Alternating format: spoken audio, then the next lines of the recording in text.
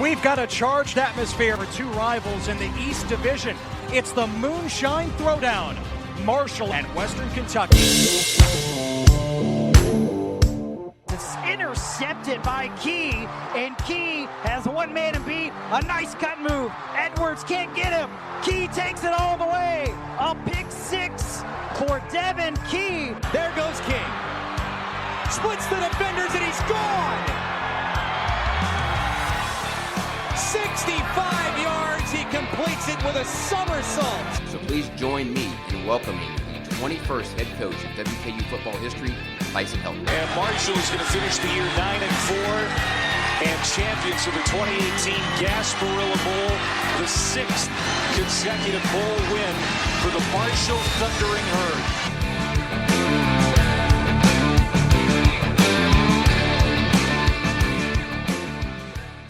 Welcome back to the Moonshine Throwdown podcast. College football is finally upon us.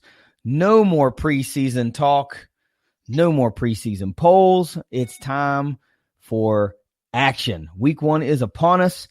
But before we get into previews this week, we're going to talk about our predictions for Conference USA. Actually, I'm not going to predict Conference USA. Trace and Steven will be predicting Conference USA. How they see it shaking out. And then we're going to preview those week 1 games for the squad. So find us on Twitter at MoonshineTD, at MSTD_podcast. And of course, you can download the podcast anywhere pretty much. But the easiest places to find it would be Spotify, iHeartRadio, and of course on the Moonshine Throwdown YouTube channel. So Trace, let me get those Conference USA predictions. Let's talk about how the conference looks to you in 2019, basically while we know nothing about anyone. We think we know what we think we know, but ultimately we don't know anything until the games start being played. So on paper, gut feeling, however you want to describe it, let's talk about your predictions for Conference USA. I don't know where you want to start. If you'd like to start with the herd, we can start with the herd. If you want to talk about an overall broad strokes picture of how you think it's going to shake out, we can do that too. So I'll let you tell me where you want to start. Yeah, I'll get in with a little bit of the overall view right now, and then I'll go into the Marshall deeper here in a minute. But as far as just looking at the conference as a whole right now, this is probably the most unpredictable it's been in a long time heading into a season. Because, I mean, if you think back to the last few years, there's always pretty much been a clear-cut number one team heading into the season.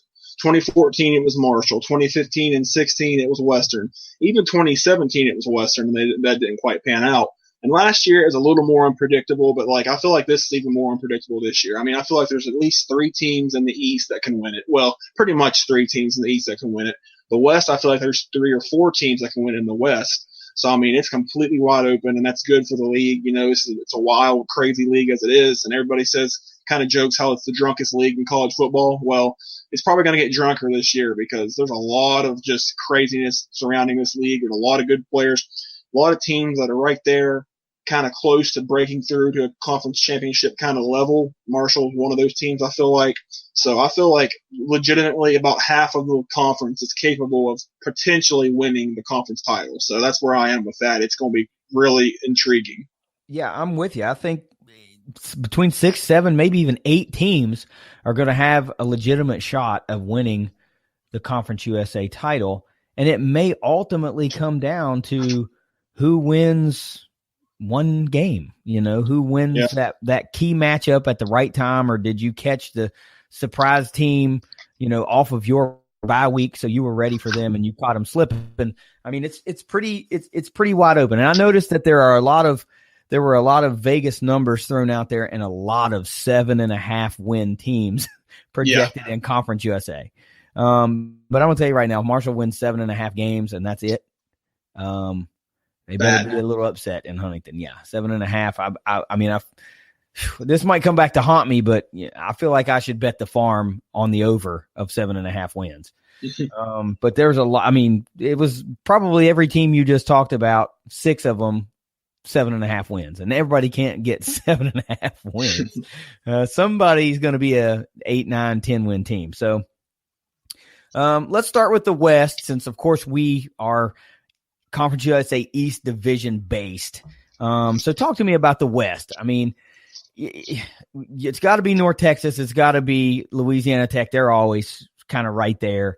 But aside from those two, and maybe you mix in UAB, who lost a fair amount of talent, but they still return a lot of talent.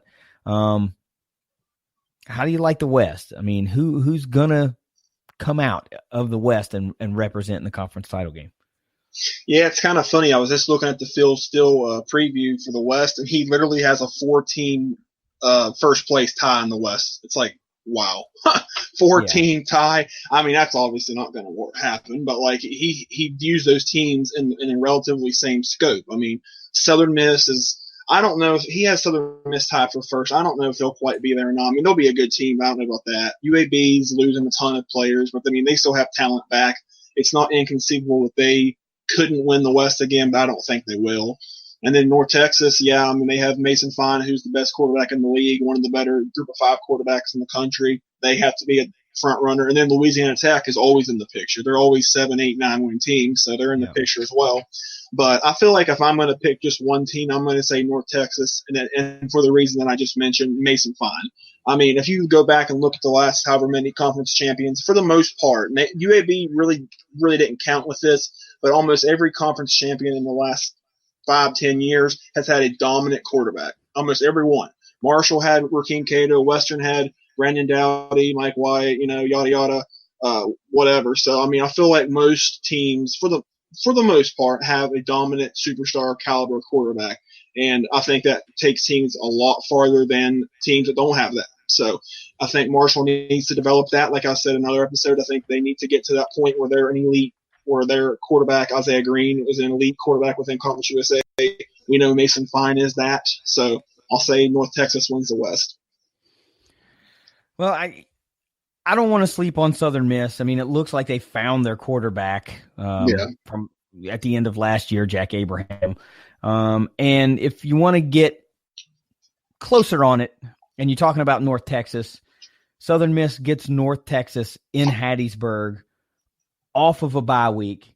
So they're going to get 2 weeks to prepare for North Texas. And the game they have right before their bye week is UTEP. So it really couldn't line up any better for Southern Miss to try to take down North Texas if North Texas is going to be the favorite in the West. But, you're right. If you've got the dominant quarterback, if you've got one of the top bona fide quarterbacks in the league, chances are you are going to contend for a league title. I don't really know how it's going to shake out, just as nobody really does. But, on paper, North Texas looks really strong. They've got really strong receivers. They've got capable runners. I mean, offensively, they look good. Defensively, we'll see. You can't win every game in a shootout. It's just not going to happen. You've got to play defense at some point. And I guess the North Texas season will go as the North Texas defense goes. And, of course, if Mason Fine stays healthy. So you like North Texas out of the West. Okay, we've got that. So now let's talk East. 3-team. For weeks we've been saying we think it's a 3-team race. And I'd just like you to expound on that a little bit, please.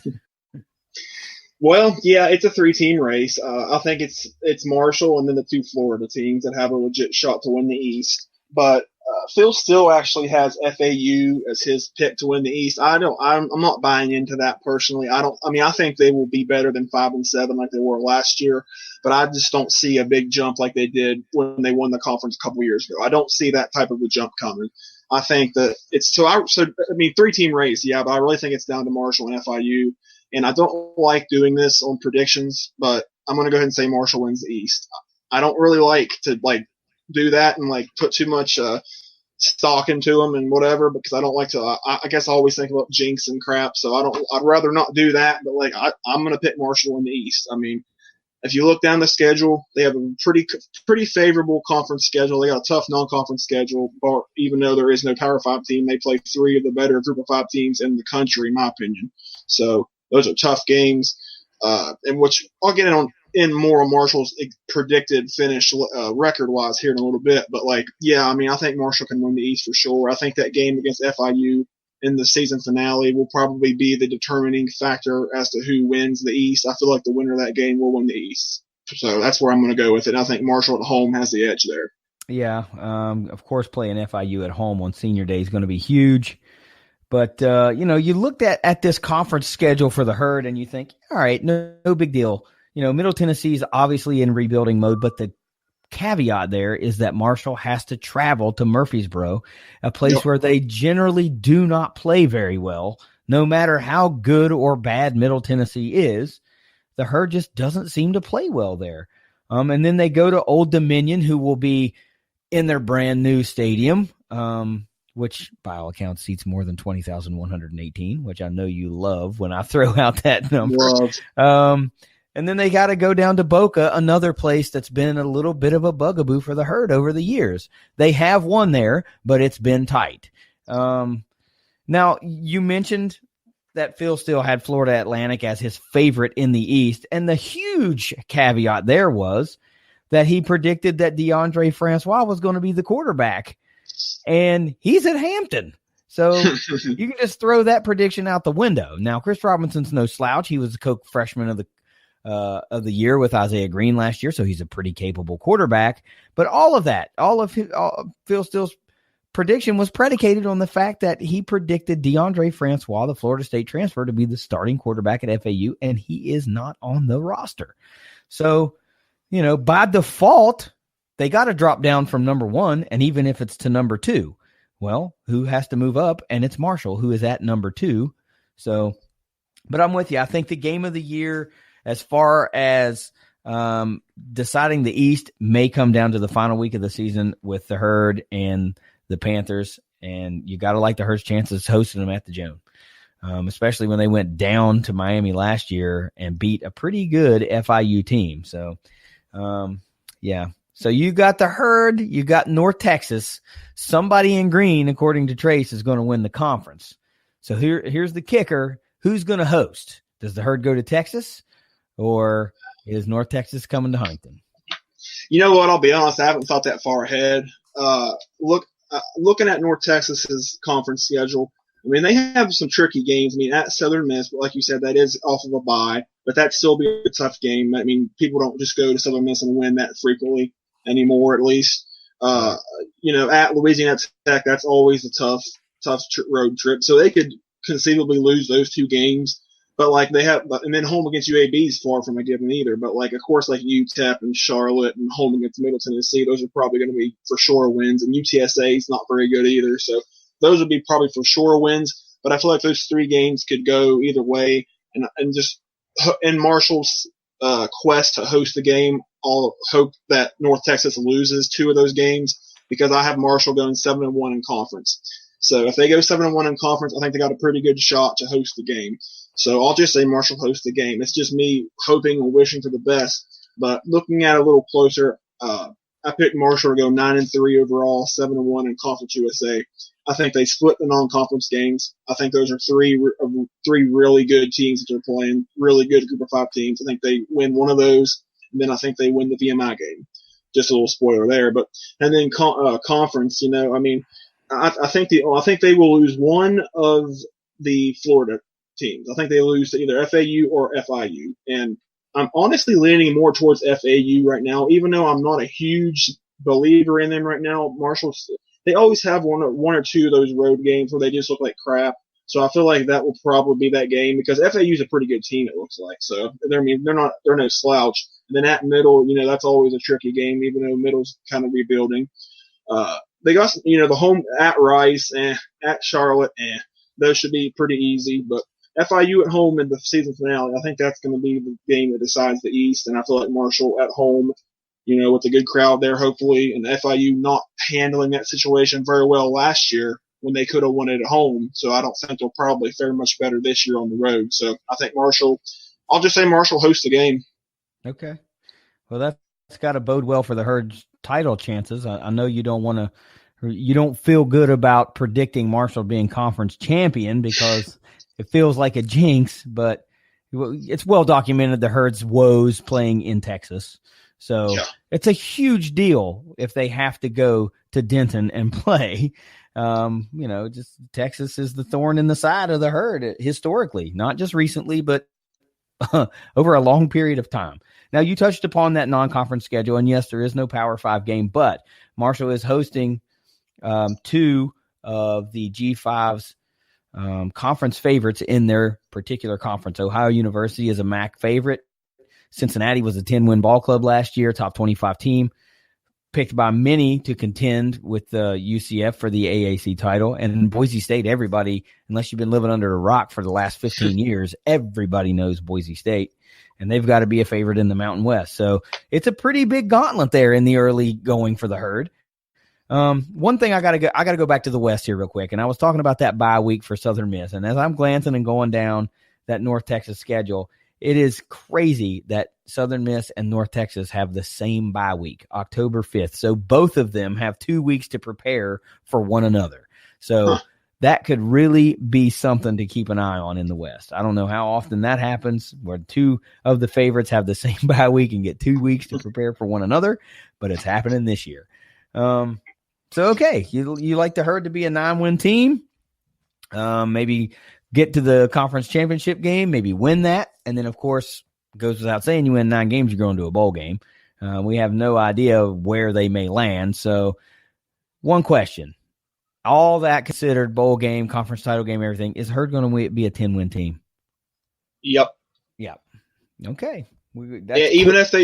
Even if they get to the conference title game and lose and then win the bowl game, I think they're going to be 10 wins regardless. Well, that's what I'm saying. You predicted 9 wins. I mean, are they going to either go 2-0 in the postseason, or are they going to split, or are they going to lose them both? That's what I'm saying. Are they going to be a 10-win team? It's hard. 11-3 would look good. Well, it surely would. It's hard to bounce back though from that, that loss in a conference title game and then turn right around and win a bowl game. But the herd's done it before. Yep. So hey. Let's talk about the issue at hand, man. The VMI Keydets are coming to town to play the herd in Huntington, West Virginia. I'm going to call this one the Elmore Bowl because I think this is a gimme game resulting from John Elmore being let out of his scholarship at VMI and being allowed to come to Marshall and get that extra year back. So I'm pretty sure the herd threw VMI a football game to kind of compensate for that. So, dude, the ESPN Power Index loves the herd in a massive way. 99.4% chance for Marshall to win, which has got to be one of the biggest percentages that we've ever talked about on this podcast. And though ESPN is not hosting a spread, I did see on social media that one sports book somewhere in Vegas or Atlantic City or somewhere has the herd as a 40.5 point favorite. I mean, how bad is VMI? Well, let's talk about how bad VMI is, Trace. 2018, they were a 1-10 team. Just to give a little context to that, they gave up massive amounts of points just about every week, including the 2 FBS schools they played. Toledo in week 1, they gave up 66 points and lost to the tune of 66-3. And then towards the end of the season in November, they played one Conference USA East squad, Old Dominion, who was no real powerhouse last year, and they gave up 77 points to Old Dominion. So you're thinking, okay, so they're just a bad 1AA team. They gave up a lot of points to some FBS teams. But wait, they also gave up 59 points to Wofford and 73 points to Samford. No, not Stanford, Samford. So, herd fans, there is a big likelihood that you're in to see a huge beatdown by the herd. I mean, if you can harken back to that Morgan State beatdown a couple years ago, this might be what you're in line to see. So, Trace, let's talk about VMI, and then I'll give you some players I guess you might want to watch out for the Keydets. Well, I mean, they're horrible. It's pretty much goes without saying, but I mean, I don't want to act like I'm just brushing past them or whatever, because it is the first game, and the first game rust is a thing. As was evident with the Florida and Miami game the other night. Now, granted, that's not against VMI, but both of those teams were rusty. But yeah, I mean, this is probably one of the worst FCS teams Marshall's played since they've been in the FBS, if not the worst. I mean, like we said, that Morgan State game, I mean, they won that one game 62-0 or whatever it was, and that was when Marshall was a 3-win team. So, like, they should on paper win this game by more than that. But, like, unless VMI has a massive turnaround from last year where they were 1-10, 0-8 in their conference, I just don't see. I mean, even if they're improved from that, I mean, is a 4-win, 3-win FCS team really any good? No. So, I mean, I feel like Marshall should win this game in a landslide. But you know how Marshall sometimes does with games like this. I mean, last year against EKU, it was much closer than it should have been. They only won that game 32-16. So, which that was just because the special teams was so bad, which I'll keep talking about until I die. But I mean, it was.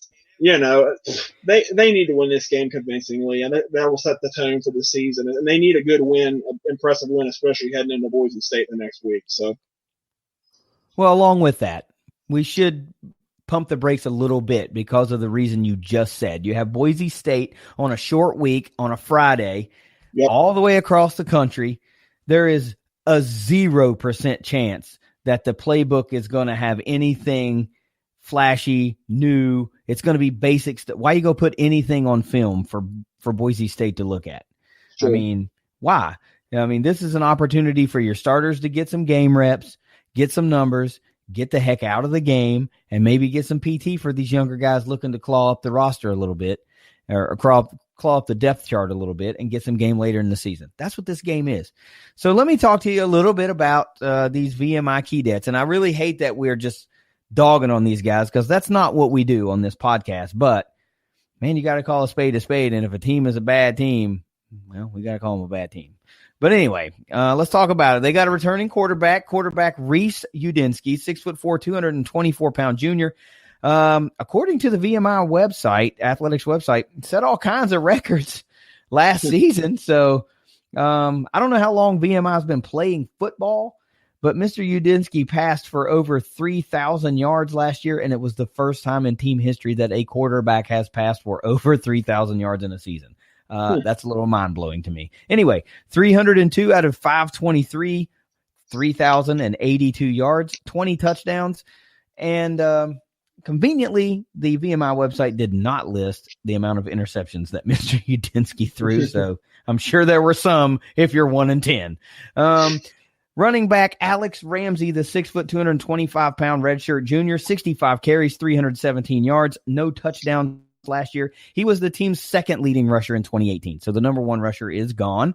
And then a trio of wide receivers we'll talk about. The number one wide receiver has departed, either I'm assuming through graduation, but the three guys I'm going to talk about were the second, third, and fourth receivers respectively. Javion Lara, the 6'2", 188-pound senior, 53 catches, 814 yards, 7 touchdowns, good for 15.4 yards a clip. He was the second leading receiver last year. Wide receiver Jacob Harris, the 6'4", 211-pound sophomore, 27 receptions, 429 yards, 5 touchdowns, good for 15.9 yards a clip, third on the team.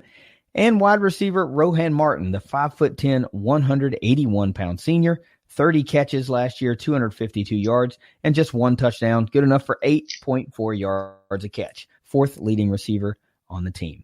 So it looks like they're a little bit pass heavy. Something to look out for, I guess. That maybe that's a good indication of why they get beat down so much. They just aren't very effective in the pass game, and it's a lot of 3-and-outs. So let's just move right along here, Trace. What the heck does the Herd have to do to win this game? Yeah, I have 4 points, even though one of them you actually have talked me out of saying it, but I'll still say it and then just disregard it later. But right. starting with the first one, I guess there's not any order, but I wrote down shake off first game rust quickly. Yeah. I mean, whenever you come out sluggish like that and kind of, turn the ball over here and there and just do stupid stuff and penalties and just lackadaisical stuff, that keeps teams in it for longer than it should be. The same thing happened with Eastern Kentucky last year. It happened with Rhode Island a few years ago in the first half. I mean, Marshall played horrible in that first half against Rhode Island. and then they end up winning convincingly. But like, you just gotta just shake off the rust. I mean, it's not like they're playing Boise State or Cincinnati at home the first game. I mean, this is VMI. This is one of the worst teams in the FCS. Don't come out and play, rusty and just look bad or whatever they're on. Just come out on fire, kind of. Just don't look sloppy. My next point is the one that I said that I'm just going to disregard. Open up the playbook offensively. You made a really good argument right there, because if they open up the playbook offensively in this game, that's going to tip Boise State off on a lot of stuff. So, I mean, they can do a little bit, maybe, don't do everything they're planning on doing. Like, maybe throw a couple of trick plays in. But if you're going to get really creative, just save it for Boise State. Don't give them anything to see film-wise. So, good point there, KD. I'm getting rid of that one. Next one I have is just they need swarming defense. I mean, this is a game where the defense can really just go out there and dominate.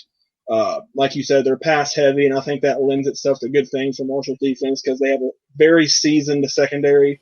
And now that Derek Pitts is eligible, I'm so pumped about that. So I think the secondary now is in better shape than when we did the preview episode, because now Pitts is eligible. So I feel like that's going to be good. I mean, not just the secondary can shut them down, but the run game, they can shut down their run game if they have anything at all. Try to go out there and, get 3 or 4 turnovers, bunch of sacks, whatever, just swarming defense. And my last point is, don't take your foot off the gas. Just don't do it. You got to stay on top of them from the start until basically finish. Now, I mean, if you're up like 50-0 in the fourth quarter, of course you can take your foot off the gas then. But if you get up, 14-0, 21-0, don't take your foot off the gas. Put it away. Don't let them hang around. Don't, play around with them. Just go out there, put your foot on the gas, keep it on consistently until for sure the game's over. I mean, of course, you're not going to be playing the first teamers middle of the fourth quarter in a 50-point game, but you got to really go out there and put it away, and don't let them think they have a chance. All good points. All good points. I hate to be nonchalant. I do. But, because a lot of, not so much the team's motivation and mentality is set on week 1 or opening game, but a lot of the fans' opinions of a team are set for some reason on the home opener. And they feel like if they don't come out and just beat the mortal dog snot out of a team, that they're not a good team. But for the reasons that we laid out earlier, that's just something you might not see. Like, would you rather beat VMI by 50 and lose to Boise State, or beat VMI by 10 and go beat Boise State the next week? Right?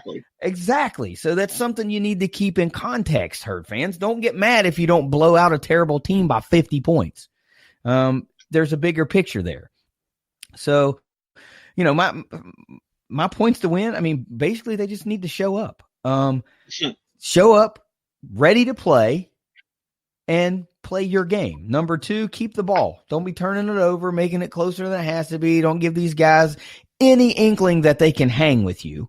You don't have to blow them out, but this VMI team needs to know that they are outclassed and out-talented at every position at all times on the field, no matter down and distance and situation. Number 3, play clean. Hey, if you got the ball, keep the ball. You know what I'm saying? Keep the drive moving along, and that's it. Number 4, this is kind of just for the fans type of thing. Get a touchdown on the very first possession. Just set the tone right off the bat. That will go a long way into keeping the crowd into it and putting more pressure across the field on the other sideline. So that's it. Do those things. I think the Herd's going to cruise to a victory. It might not be a 30 or 40 or 50-point game, because honestly, I think you may see a lot of people play in this game. Don't be surprised if your majority of your starters don't see the second half. Why risk an injury against VMI when you've got bigger fish to fry? All right, so let's talk about a 200-proof player. Who you got this week, Trace? Who's the man showing out? You know what? I wasn't quite sure who I was going to pick for this. I'm going to go with Derek Pitts. I really want to see. This is his first game at Marshall. All West Virginia high school football fans know about him. All West Virginia football in general know about him because of what he did for WVU, as a solid starting caliber player at a Big 12 school. So I feel like that's going to really lend itself to having a great year in Conference USA. I can't wait to see what he does for Marshall. That I think he could be a solid replacement for Malik Gant. They have a good secondary, it looks like on paper, but like before his eligibility came into play, I wasn't sure who was going to be like the top guy that could replace Gant for a safety, the safeties. But I feel like it's going to be him. So I feel like in this game that he'll probably come out there. I would like to say he'll get at least one interception, maybe two, maybe 10 plus tackles, depending on how long he plays. So I'm going to go with Pitts for the 200-poop player. I'm really excited to see him in his first game in green and white. Yeah, that's a good pick. One other thing you might want to consider is the fact that he's 40 minutes away from his hometown. There's probably going to be a large contingency of the Pitts family and friends in attendance for that first game. All the more reason to show out. I'm going offense this week, and, just because I feel like Isaiah Green wants to just make a statement. Like, I'm a new quarterback. I'm more comfortable. I'm bigger, faster, stronger, and better.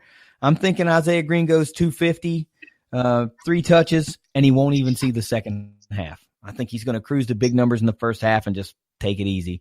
Let Alex Thompson get some game rep in the second half, maybe even see Grant Wells or one of those other QBs on the roster get some reps. I mean, why not?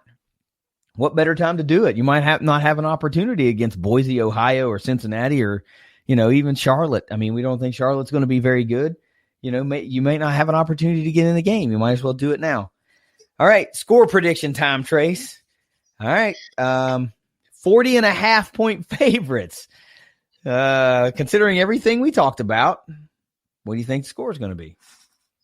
Well, I'm kind of in between the two different scenarios we talked about. You talked about, well, what if they only win by 10 points? And then we also said, but what if they win like 60-0? I'm kind of in the middle of that. Yeah. And actually, according to this score, this actually technically wouldn't cover that line. But I'm going to say Marshall 45, VMI 6. I don't know why 6. I don't know if it's going to be 2 field goals or a touchdown and a missed extra point. I don't know why 6, but I'm just going to go with that.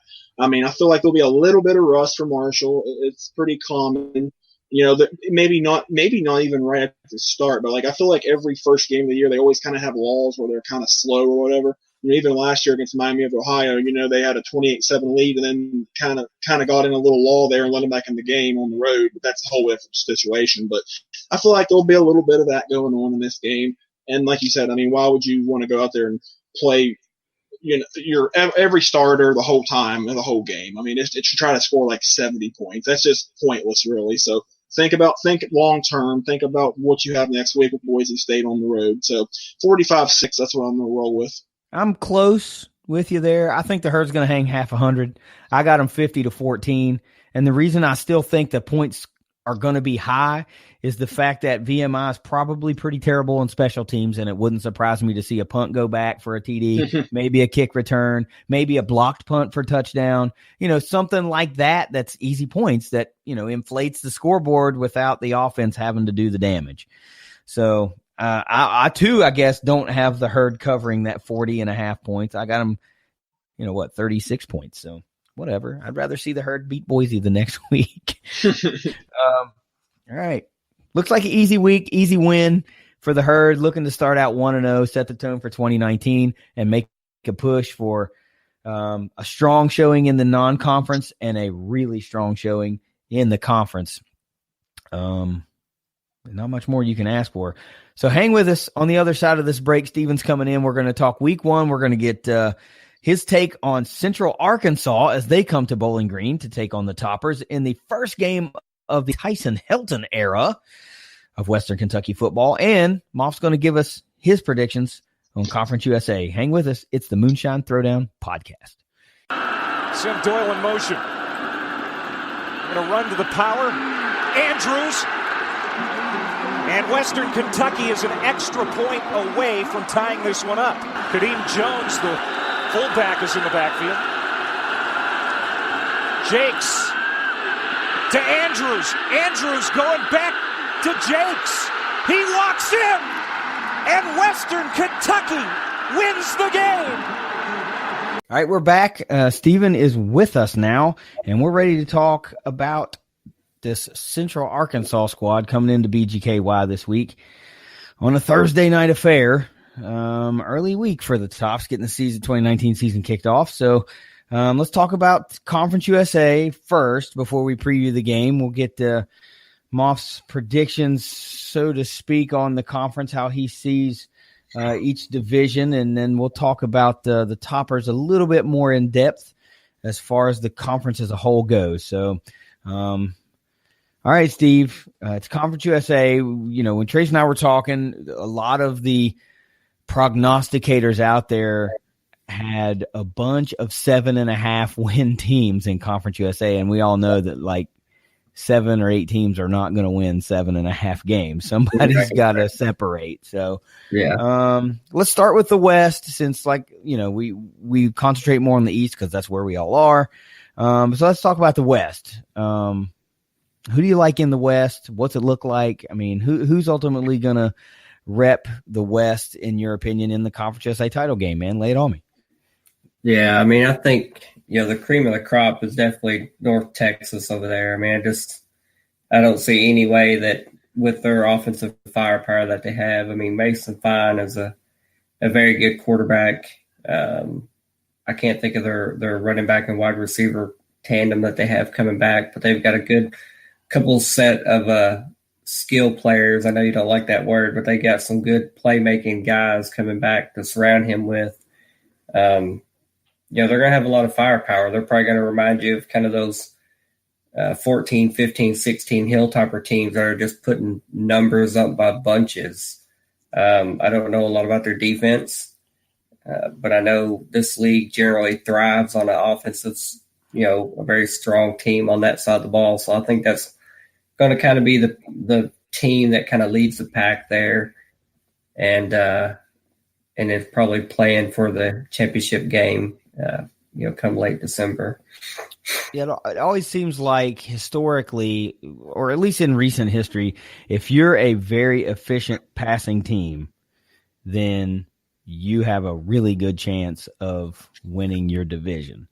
And it's not to say that the run game isn't important, but it just seems like Conference USA has a lot of pass-happy offenses, and when those are good teams, they seem to rep their division. Now, the guys you were talking about, I think, wide receivers and running backs there from North Texas, Rico Bussey and Jalen Darden, wideouts down there at Denton, and then the running back DeAndre Torrey. So lots of weapons offensively. And yeah, you're right. Defense is going to be the question mark. And not to say that they're bad, but can they do enough so that North Texas doesn't have to be in a shootout every week? That's kind of where we go with that. That was my thoughts on it too. So, we all are in agreement that North Texas seems to be the cream of the West, so long as Mason Fine stays healthy. And we will see if anybody else pushes them, if Southern Miss, Louisiana Tech, or UAB has a little bit of firepower to keep pace. All right, so let's talk about the East. That's the one we really, really care about. We don't pay too much attention to the West until it's Conference USA title game time. So what about the East? I mean, now we've made no bones about it, all of us, that we all think basically a 3-team race right now on paper. But that's not to say that somebody can't jump up and surprise you. We think there are some teams that are in rebuilding mode and some teams that are on a downward trend. So all of that taken into account, let's talk about the East. Yeah, I mean, I definitely can see it being a 2-dog race mainly. I mean, I've got FIU and I've got Marshall kind of being the two guys that are probably going to be duking it out for, the top spot in the East there. And lo and behold, looks like y'all play the last week of the season. So that could end up being a very, very, very, very important game that kind of decides, who's going to end up playing, either at or hosting potentially North Texas from the West there. If my West side holds up, I think there's a pretty good chance, especially with you having them at home, pretty good chance that that Marshall can win the East in the Conference USA championship game. So should be fun, though. I think it's going to be a good schedule and a good, I think the strength of the conference as a whole is rising. There's a few on the bottom that need to step up, and Western certainly isn't very far above that group. But I think the conference as a whole is going to be pretty good and pretty strong, and hopefully have some early season upsets to kind of push their profile a little higher than where it has been recently. Yeah, there's a lot of opportunities on the books this season to raise the profile of the conference with a few big wins out of conference. But I think the teams that we're talking about, the Charlotte, they needed to try to get a little bit better. Brad Lambert, unfortunately, was just not getting it done as a head coach there. And now, of course, he's defensive coordinator for the Herd, co-defensive coordinator, I should say. And the Charlotte goes out and hires a new coach, Will Healy. He did, by all accounts, a phenomenal job at Austin Peay.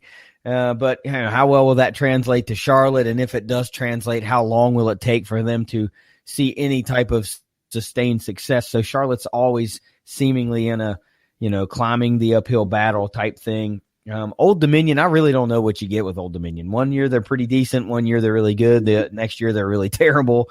Then they turn right around and beat Virginia Tech. So who the heck even knows about Old Dominion? Western, I think we both think, made the decision to change head coaches was a good decision. At least right now, it seems like the good decision. So we'd like to think that the Toppers are starting to trend upward, even without playing a game yet. We think they're on the right path to righting the ship a little bit. Middle Tennessee, I think that ship's kind of sailed. Middle might be back to just mediocrity for a while, unless they can find the right answers. Who knows? But I think you're right. It looks like Florida International is going to be pretty strong. Florida Atlantic, everybody seemed to be high on, and I really don't know why. They lost so much talent. And I get that a lot of that was because of DeAndre Francois was rumored to be their quarterback, and now he's not there. So, take that for what it's worth. And, of course, Marshall, outside of 2014, they've really not had a super dominant team in a really long time. So we'll see if they can string some semblance of that together and make a good run at a Conference USA East Division title, or ultimately a Conference USA title.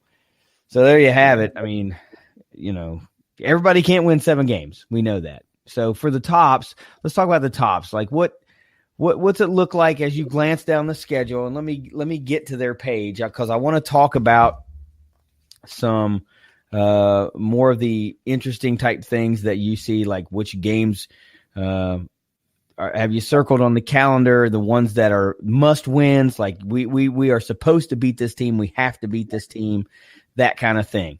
So looking at that Topper schedule, what do you feel like? Do we get to 6 wins? That's the first question. Do we get to 6 wins? Yeah, I think the baseline, I think 5 wins is absolutely doable. Ever since the schedules come out, I've kind of flip-flopped and just couldn't just land on a potential win total. And there's still a lot of unknowns, not seeing the actual product on the field. At least we know who the quarterback is going to be, rolling out for game 1. There was always that uncertainty last year. But I think 5 wins is certainly doable. I think they're going to have to win a couple games that they shouldn't win per se, might be underdogs in.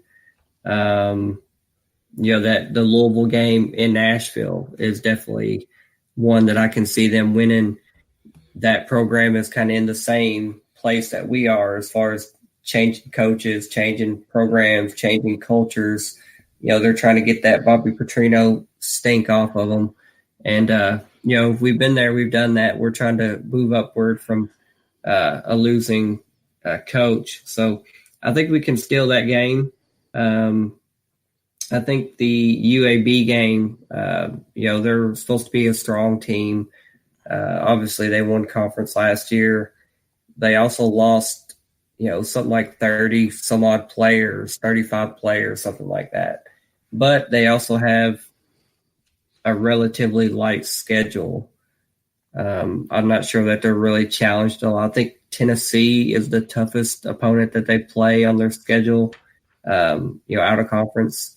So I'd like to see us still win against UAB. I believe the last time we played UAB in 14, I believe it was. I think they beat us at the house. So, we owe them a little bit of payback.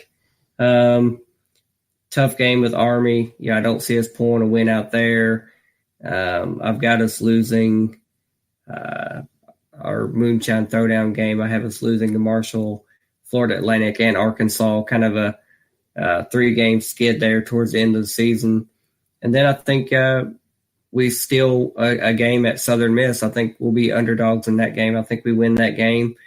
And then the last week of the season, their other rivalry game, I think that we beat Middle Tennessee, kind of end the game on the high note. I think, it definitely could be a season of some streaky, kind of team performances, especially the way their schedule's set up with some bye weeks there, and the strength of those opponents kind of bunched together. I think you could see them rattle off 2-3 wins in a row and then 2-3, losses in a row. So at the end of the season, I've got them actually squeaking out 7 wins. I actually had to go back and count it 3 times to make sure I counted that right. But I've got 7 wins. I've got 5 losses. That's kind of at a glance right now, not really knowing what kind of product is going to be on the field. That's probably my absolute ceiling for the team. I don't see them getting to 8 wins. I can see them getting 7 wins if they steal a couple road games, beat a couple teams they shouldn't beat, and then kind of hold chalk on all the games that they should, quote unquote per se, they should win. So 7 wins the ceiling, 5 wins hopefully the basement there. Don't want to get back down to 3 and 4 win territory, but somewhere in that 5 to 7 win range is kind of where I see them stacking up when it's all said and done. 7 wins I would think would be pretty enjoyable for a fan base that is off of a pretty dismal season.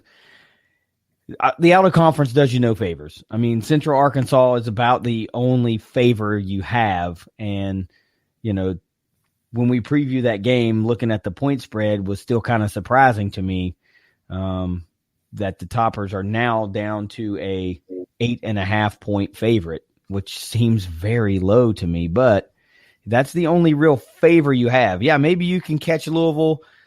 Should have had them last year, so we know they're not that good. So, I imagine that game being in Nashville, I mean, it's not like you got to travel, 45 minutes to an hour to get there from BG, another hour to get there from Louisville. So there'll be plenty of fans from both sides at that game. I think you have an excellent opportunity to beat Louisville as well. Then you look at Army. Army's just good. This is a bad time to catch Army on the schedule. I mean, they're just good. And then you go to Arkansas. I mean, hey, maybe Ty Story has the playbook or something like that, and he's going to be able to give some insight on that team. Maybe you can catch him sleeping a little bit. I didn't really look at Arkansas's schedule. Let me look at that real quick and see where Western is sandwiched in, because maybe they will not. Well, I don't know. Maybe they got 2 weeks ahead of that is at Alabama, then they play Mississippi State, then they play the Toppers, and then they're on a bye week. So at least they're not, coming off a bye week. But you got to think, and the week before Alabama, they got Auburn. So you got to think they're thinking about Auburn, Alabama a little bit more than Western. Maybe they'll be beat up a little bit, and you can get in there and steal a dub. That'd be pretty nice. Yes, yeah, that'd be really nice. I don't think Arkansas. I mean, isn't that who North Texas beat last year? Was Arkansas? I believe so. Yeah. That would not be good for them to to lose to 2 Conference USA teams 2 years in a row. At least from their standpoint, be pretty good for us. I think you got Middle's number this year as well. Especially getting that game at home to end the season. I mean, you're going to talk about Senior Day. I mean, you can't ask for much bigger than that, than getting Middle Tennessee at home for Senior Day. So that's a big one. I think you can get 7 wins. And if you can eke out 1 extra win, 8 would be just a phenomenal season in year 1 of the Hilton era. And I think there wouldn't be a fan in the stands that would not be elated with an 8-win season. And a 7-win, you ought to be pretty ecstatic. I would be pretty ecstatic at that, especially after what I've been treated to for the last 2 years. So 7 wins sounds pretty damn good to me. So let's talk about that week 1. You can't get to 7 without getting 1. And you're going to welcome in Central Arkansas on a Thursday night affair coming up real soon. And as we record this podcast, just a couple of days away. So, like I said, leading in, Topper's only an 8.5 point favorite right now, down from a 9.5 point favorite yesterday. But the power index really likes the Toppers, 89.7% chance to win. You got to like that. A little bit about Central Arkansas. I mean, they were a 6-5 team last year. The only team that you can really give context to is that they lost to Tulsa by 11 points last year, which is not terrible, but Tulsa was pretty terrible.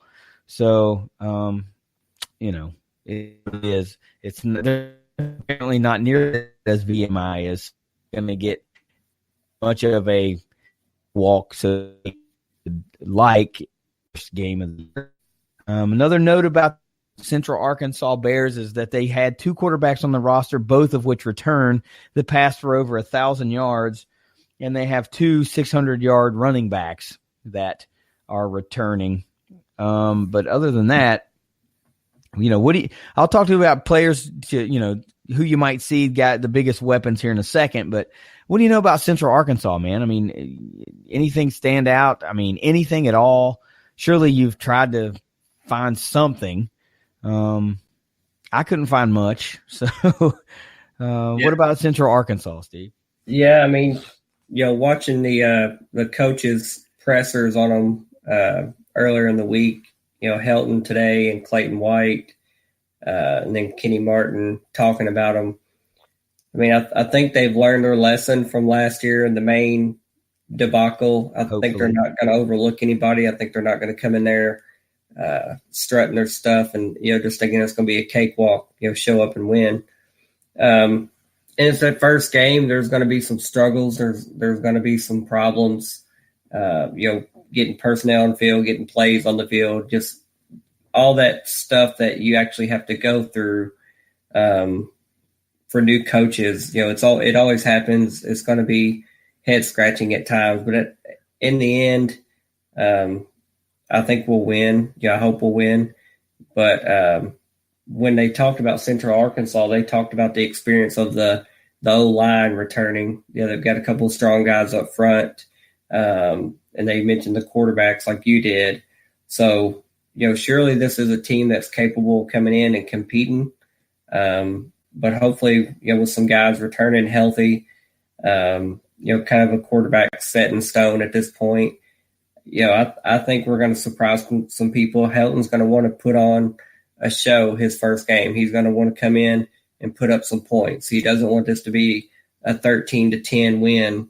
He wants to score 20, 30 plus points in his debut to kind of set the tone and the standard for the season. So I'm looking for Helton to come out, open the playbook, and hopefully try to put up a big number against Central Arkansas, somebody that we should beat. The 8.5, I understand we're coming off a bad season, new staff, quarterback question marks. There's good reason for that 8.5, but I think we'll pretty easily cover that and come away with a victory. Yeah, if I were a betting man, I'd like to think that I'd take the Tops in the 8.5, minus 8.5. Because I'm with you. I mean, you don't want to come out in game 1 and just lay an egg and eke out a victory. But much like Trace and I talked about with this VMI game, the Herd is favored by 40 they're minus 40.5 against VMI. And I don't think that Marshall is concerned about covering that because they have Boise State the very next week. So why are you going to want to expose your playbook or any of your plays when you've got a bigger fish to fry? You can beat VMI running a base offense instead of plays. And I want to ask you about that same thing for the Tops, because you've got a very important game the following week with FIU, who is going to be that's an East Division foe, conference play early, in one of the East Division contenders that we think. I mean, is it just as fathomable that the Toppers win by 10 or 14 and try not to open the playbook up too much in hopes of maybe being able to hit Butch Davis and crew on the chin and get a win against a conference favorite. So, I'll ask you, I'm sure you could see it going either way. Yeah, you want to put up 40, but if you can put up 40 not running anything special, just out personnelling and out maneuvering, then okay. But I doubt that they want to, expose themselves too much against having FIU coming. I'm sure you agree with that, right? Yeah, I mean, I kind of, I see what you're saying, and I can agree with it. I could easily see them, Western, putting up, a big first half. Say they open up a big, 21, 28 point lead in the first half, and then they just take the air out of the ball and they let the offensive line and the running backs do the dirty work in the second half and still put points on the board, still pull away, let their defense be the strength of the team that they should be right now, and still pull away and win the game and not expose too much of their hand, because, this is really going to be the only footage that FIU is going to have of the Helton playbook is this one game. They can check his time at UT or USC or at Western before, but, this is going to be his true first, time as a head coach. So, I see what you're saying, and I definitely could see it going that way where Western airs it out in the first half, a lot of points putting on the board. Then the second half, it almost might look like a kind of a Dowdy era game where we would put 40 up in the first half and then we'd only score 7 or 14 in the second half, where we could have put up, 80, 90 points. But, Braun was a respectful coach in a lot of games and took the air out of the ball. So I could definitely see that happening. And I think that'd be a great problem to have. Yeah, absolutely. It'd be a great problem. And also almost exactly a mirror preview here. We were talking about this VMI game for the Herd and Central Arkansas now for the top. This might be one of the few opportunities that you get to go really deep into the roster and get some guys in the game that you are expecting to redshirt and be able to put them in and use them in one of those 4 games. And that just helps not open up the playbook, so to speak. You get to run your base offensive plays with more and more guys and just see who continues to or who can produce at game speed. So, as a Toppers fan, you can't get frustrated if you don't blow this team out by 30. If you cruise to a 16, 18, 20-point win, 21 points, you got to be okay with that because there are bigger fish to fry. You're trying to get to that 6 and 7 win plateau, and you're not going to do that by using every play in the playbook in week 1 against an FCS team.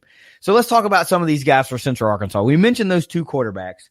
I'm going to start with quarterback Braylon Smith. Now, he was the starter to start the season. He was injured after 4 games. He broke his ankle, and that was it for him. He's the 6'3", 210-pound sophomore. Okay, 77 out of 112 on the season, 1,009 yards, 6 touchdowns, and 1 interception, like I said, in 4 games. Then comes in quarterback Luke Hales, the 6'2", 231-pound sophomore, who finishes out the remainder of the 7 games that season. He goes 120 out of 247, 1,857 yards, 18 touchdowns, and 8 interceptions. Now, before we talk running backs and wide receivers, I think it's entirely possible you're going to see both of those guys. And it's not like it's something you can't prepare for, and I'm sure they have because both of these guys played last year. There's a little bit of film on both of them, so nothing really to be too worried about. But there's still that little bit of, I got to prep for 2 quarterbacks. So just keep that in mind, fans. You may see 2 guys. These guys could easily be duking it out to be QB1 this year because one was and got injured, and the other one came in and performed pretty darn well. So a couple running backs, Carlos Blackman, 6'1", 228-pound senior, 162 carries last year, 773 yards, and 9 touchdowns on the ground.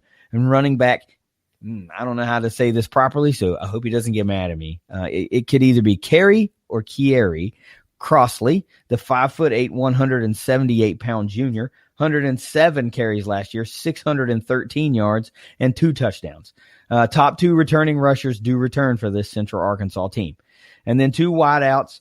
They lose their number 1 and number 2 receiving threat. They return the third wideout, which is Brandon Myers, the 6'3", 210-pound junior, 21 catches last year, 484 yards, 5 touchdowns. That's 23 yards per catch. So big time deep threat, I would imagine.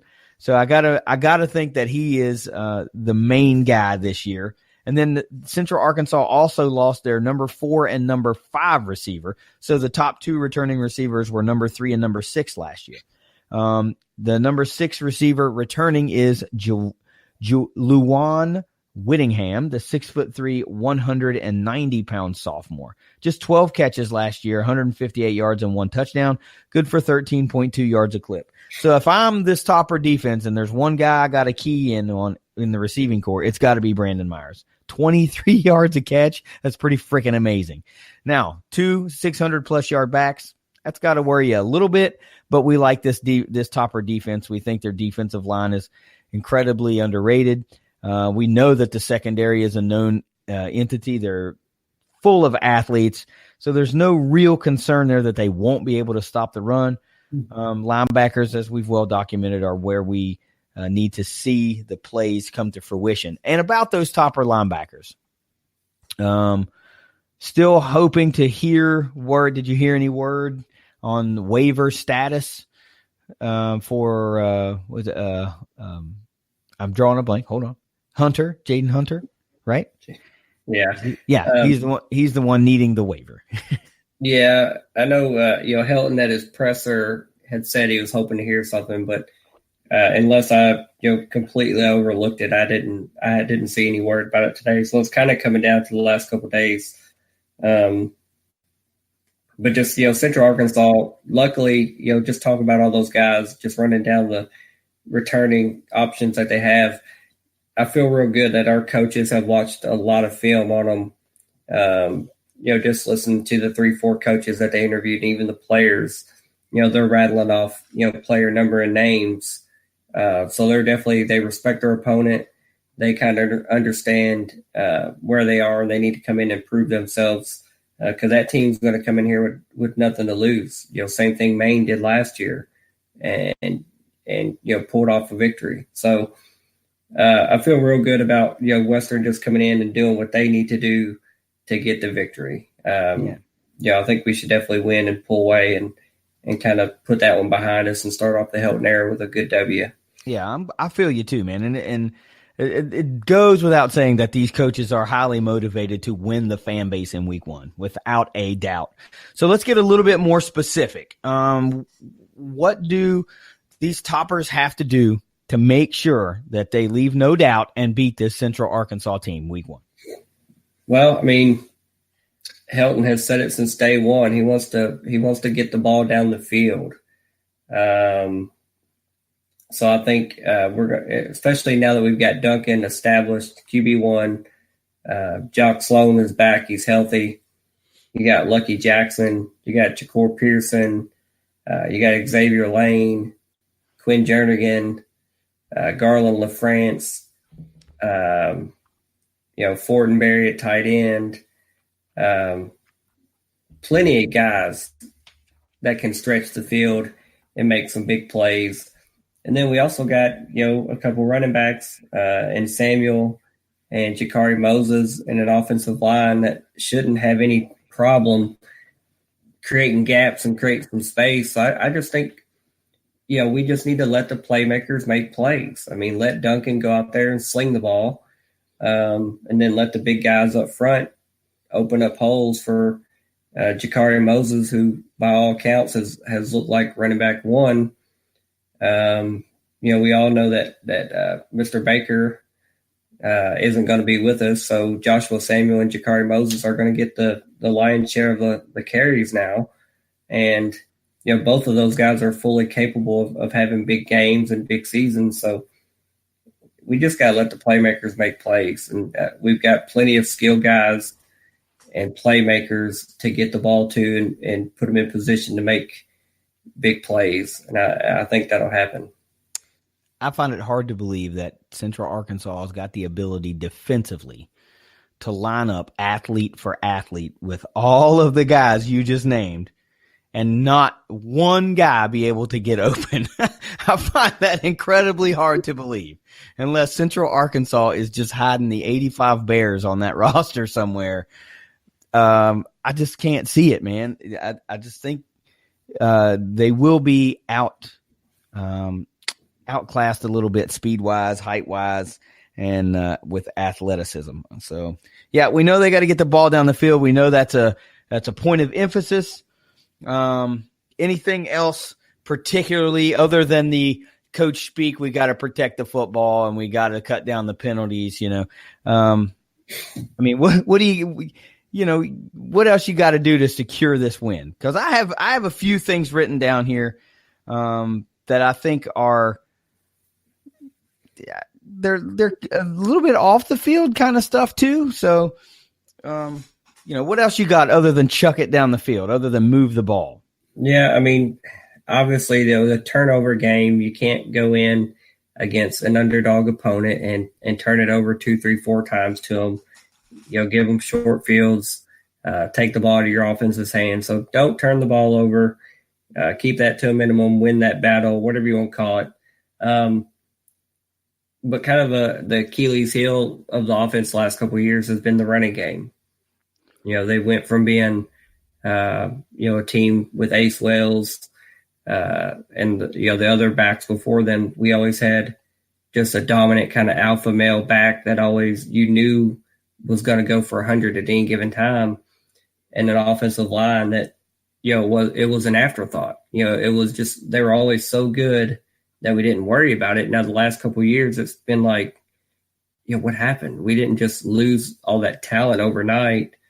It just felt like scheming issues because the talent is still there. I still believe that these guys that we have returning can definitely open some holes. So I think we need to establish a run game. Like we said earlier, I think they're going to open the playbook in first half, pull away, get a nice lead, put in some rotation guys. Maybe even get Duncan out there to keep him healthy. Helton said he wants to get Ty Story in the game. And then I think the big boys up front need to do what they do, need to hold their blocks and just let the running backs milk the clock. Let them keep the chains moving, keep the clock moving, get some yards, some stats, some carries under their belt. Even for the younger guys, we've got several younger running backs as well. Let some offensive linemen kind of rotate in and get some snaps in, and just put the game away. So I think definitely establishing the run game as something that we can turn to and not just have to be a wide open, always slinging the ball down the field. You got to have a run game to be a good offensive threat in the passing game as well. So I think running the ball is going to be very important.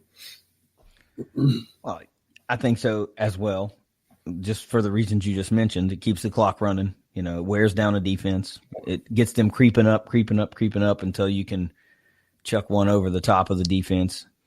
But I think not necessarily more importantly, but I think importantly, I wrote down here my number one thing is that the Toppers need to have a fast start. And I mean, the first time they touch the ball, just like I said with the Herd, they need to go down and get points. And I really don't mean a field goal. I mean, they need to go down and punch it in the end zone and get the crowd right into the freaking game. So they go, all right, this is what we've been missing. This is what we remember. Points right off the bat and often.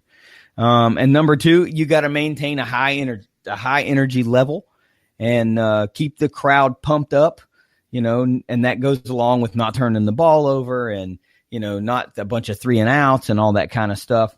Turn the Houch into a very imposing environment on a Thursday night, which it should be anyway, because it's the home opener. It should be a good crowd. People will be lubricated to the point to where they're cheering and getting a little bit rowdy. So it ought to be a pretty good environment, at least to start the game. And that obviously should play in the home team's favor.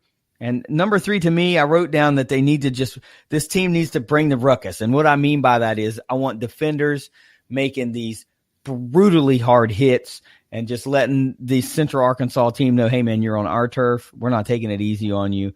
We're here to beat you and beat you down, right? You have no place on our field with us right now.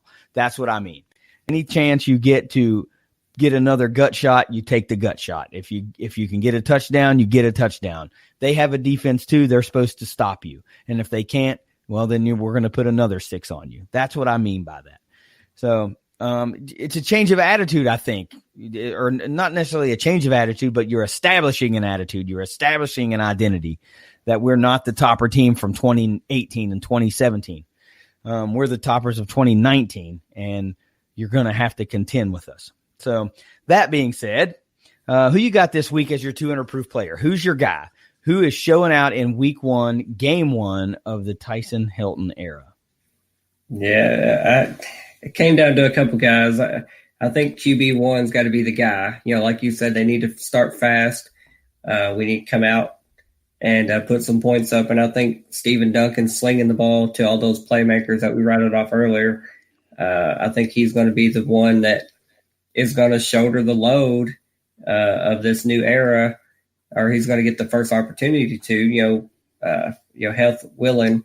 So I think Stephen Duncan, the guy that I clamored for all last year to be the starter, put some wins on the board last year when we needed them.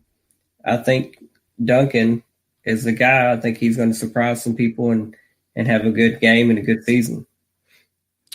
He's my guy too this week. I got him going for 200 yards and 4 touchdowns. I don't think there's a scenario. I'm not trying to be negative here, but I don't think there's a scenario that Stephen Duncan sees the second half of the game, because either they're up big and there's no reason to put him in, or it's a too close of a game, or he's not doing well. So it's Ty Story's chance to, get it right or get the lead in the second half. So, that's just the way I see it, but he's my guy. I'm rolling with it. And I'm still in your term, the 10 horse. I like that, and I think that's what he shall be known this season on this podcast. And as long as the 10 horse is putting up strong numbers, this topper team's going to do well. How about a score prediction this week? Yeah, I wrote down Toppers 38, Central Arkansas 13. Okay. W. I can see that you and I are going to be like-minded so far this season, because I had Toppers 38, Central Arkansas 10. I got a little bit more faith in that defense, just a tad. Yeah, I think that's a good solid score. A nice 3-score win. Get this era kicked off in the right direction. Ought to be a really fun time. I'm really jealous of both you and Trace getting to go to live football games this week. I won't get to do that, of course. But I am off. If I can find the game somewhere on TV, then I will watch the game somewhere on TV. I don't know if I'll be able to, but I'll try. That would be pretty awesome. All right, let's talk about final thoughts, guys. Time to move in, wrap this episode up. There's nothing left to do, really, but play the game. So let's wrap up this podcast. Let me get some final thoughts from you, and we'll just sit back and wait for the games to start. So, Trace, start us off. Well, starting off, I just want to say thank God college football's back.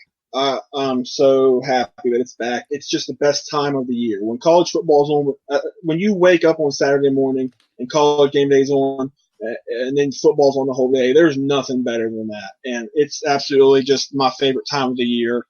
The last 3 or 4 months of the year, it's just amazing. It never gets old. It's always just awesome.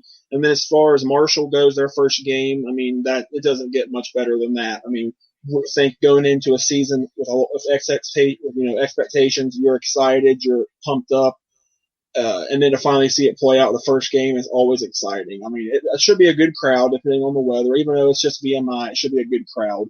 And I mean, yeah, like we've said, I feel like this game should be an easy route for Marshall.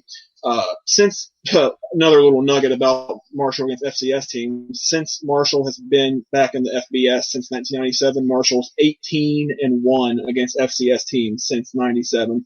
It only lost coming in 2007 against New Hampshire, but that was a 3-9 year for Marshall. So that was just kind of a fluke, whatever. Well, it wasn't a fluke year because they were just bad then.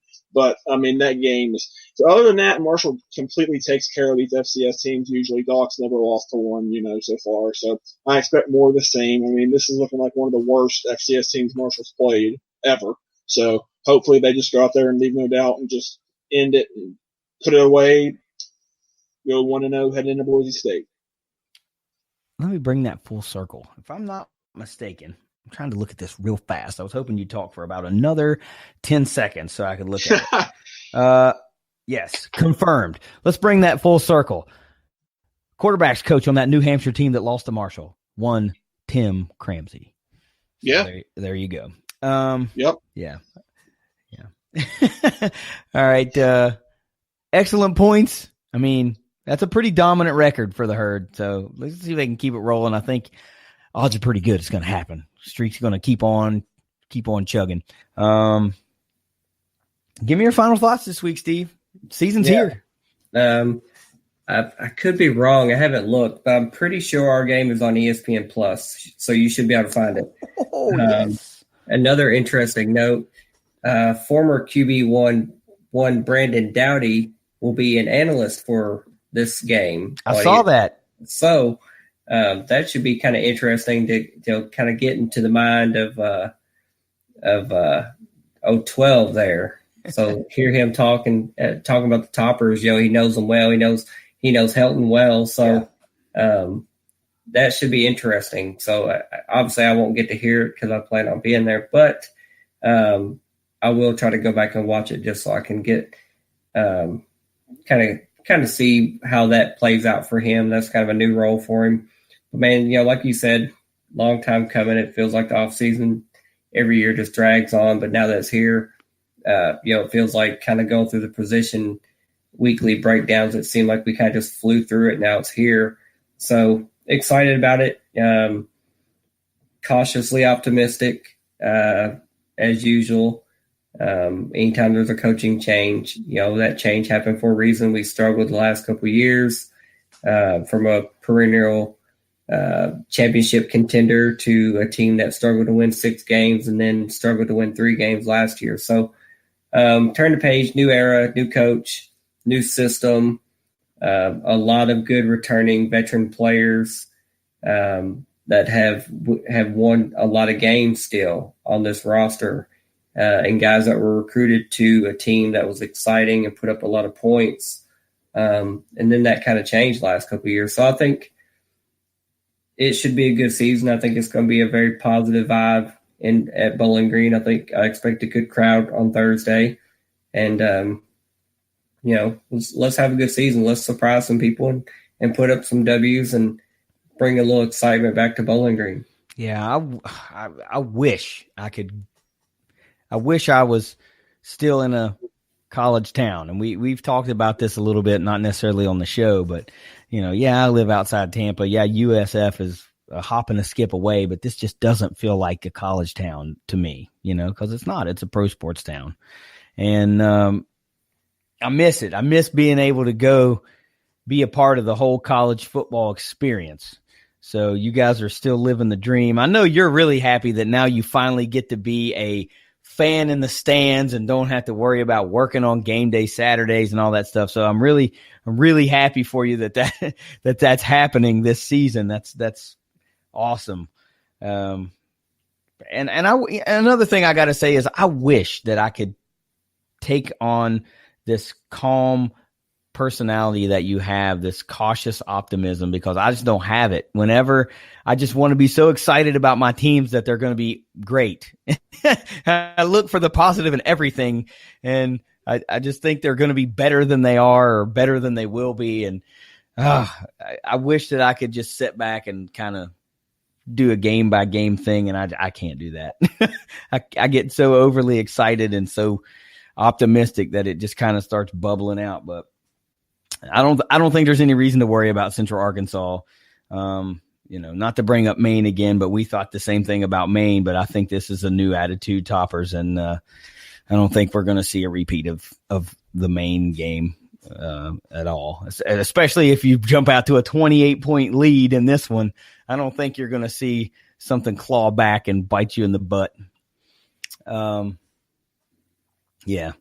So let's get the heck out of here this week. Let you guys go enjoy your games while I watch on television. So until next week, Steve, take us out. Go Tops. Trace. Go Herd. We will see you next week. That's the Moonshine Throwdown podcast. Later.